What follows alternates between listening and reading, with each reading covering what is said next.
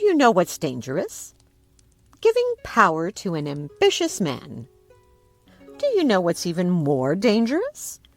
Giving power to an ambitious man who believes he's the smartest person in the room. Today, my darlings, we are discussing Edward Seymour, brother of Jane Seymour, uncle of Edward VI, and a man who looked at a 9-year-old king and thought, "Excellent, this kingdom clearly requires my supervision." Now, to be fair, somebody had to govern England. The problem was Edward Seymour became rather attached to the arrangement, like a cat refusing to leave your favorite chair, or Lord Thorn refusing to leave a tavern. Some situations simply escalate, and Edward Seymour's situation escalated all the way to the executioner's block. Welcome back, my darlings, to Wed BEHEAD, where Tudor politics continues to prove that giving power to relatives is almost always a terrible idea. I am Lady Thorn, and today we are discussing the most successful Seymour, which admittedly is rather like being declared the healthiest patient in a plague ward. The Seymour family rose because Jane Seymour married Henry VIII. She gave him a son, and suddenly the Seymours transformed from respectable nobles into England's hottest political investment. Everyone wanted a piece of the family. Everyone wanted influence. Everyone wanted proximity to the future king. And Edward Seymour? Well, he wanted all of it. Now, if you are Edward Seymour, life is looking splendid. Your sister becomes queen. Your nephew becomes heir. And then, one day, Henry VIII dies. Which sounds tragic, unless you are an ambitious politician. Then it starts looking suspiciously like a promotion opportunity. Young Edward VI inherited the throne at just 9 years old. At that age, most children are worried about lessons. Edward was expected to run a kingdom. Naturally, adults immediately began fighting over who would control him, because nothing brings out the best in people quite like unlimited power. Officially, England would be governed by a council, a group effort, shared responsibility, mutual cooperation. All those lovely ideas politicians mention right before ignoring them. Edward Seymour quickly secured the title of Lord Protector, which sounds modest, responsible, almost humble. Do not be fooled. Before long, he was issuing orders, directing policy, controlling government, commanding armies, and generally behaving like England's substitute monarch. The crown belonged to young Edward. The authority increasingly belonged to his uncle, Edward Seymour. And people noticed. The problem with power is that nobody ever says, "You know what? I think I have enough." Nobody becomes Lord Protector and immediately announces, "I will just take a reasonable amount of authority and leave the rest." No. Power behaves like sweet wine. The more you have, the more you convince yourself you deserve another goblet. Seymour believed he was saving England. His critics believed he was collecting the kingdom one privilege at a time.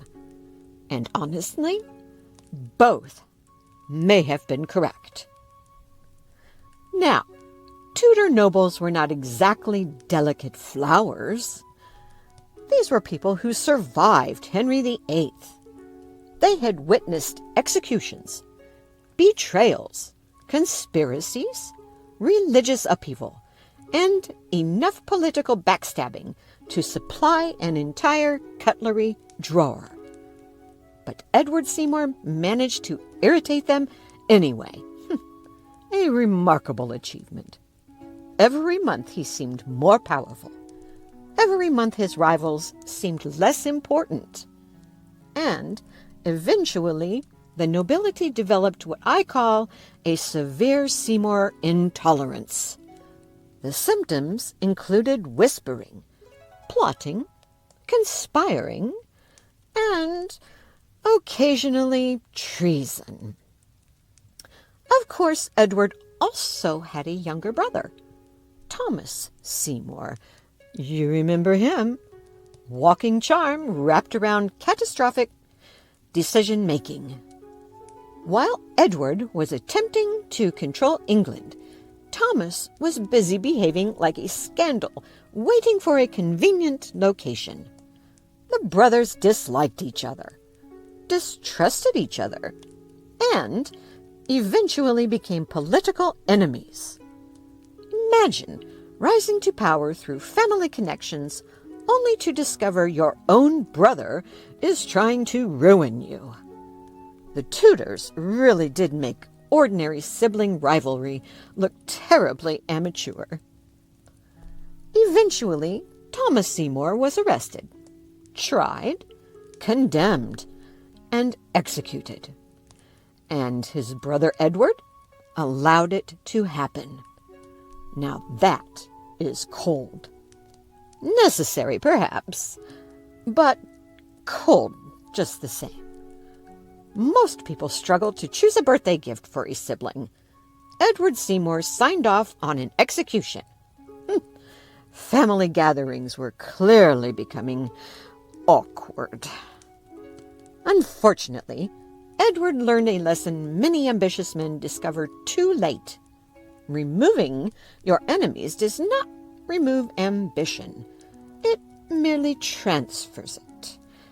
While Seymour was busy defeating rivals, new rivals were quietly forming, most notably John Dudley, a man who looked at Seymour's power and thought, "I'd quite like that." Soon, alliances were shifting, support vanished, and the mighty Lord Protector suddenly discovered his protection had expired. When Edward Seymour climbed the scaffold in 1552, he had reached the same destination as so many Tudor power players before him. He had spent years controlling England, years collecting authority, years believing he could manage every threat. But Tudor politics is rather like feeding crocodiles. Eventually, there are simply too many of them. The axe fell, the protector was gone, and England moved on. So, was Edward Seymour a tyrant? Not quite. Was he a protector? Sometimes. Was he ambitious enough to frighten everyone around him? Absolutely. He wasn't a saint. He wasn't a monster. He was something far more common. A politician who became convinced that because he was useful, he was indispensable. History has corrected that misunderstanding many times. Edward merely learned the lesson in the most Tudor way possible, with an execution. Next time on Wed Behead, we are discussing a man who refused to compromise, a scholar, a lawyer, a statesman, and eventually one of Henry VIII's greatest headaches. Thomas More believed conscience mattered more than survival. Tudor England had other ideas. Join me next time for Thomas More, Saint scholar, or Tudor problem. Trust me, this one gets complicated, and then somebody loses their head. Now, my darlings, do remember to keep your crown straight and your head attached.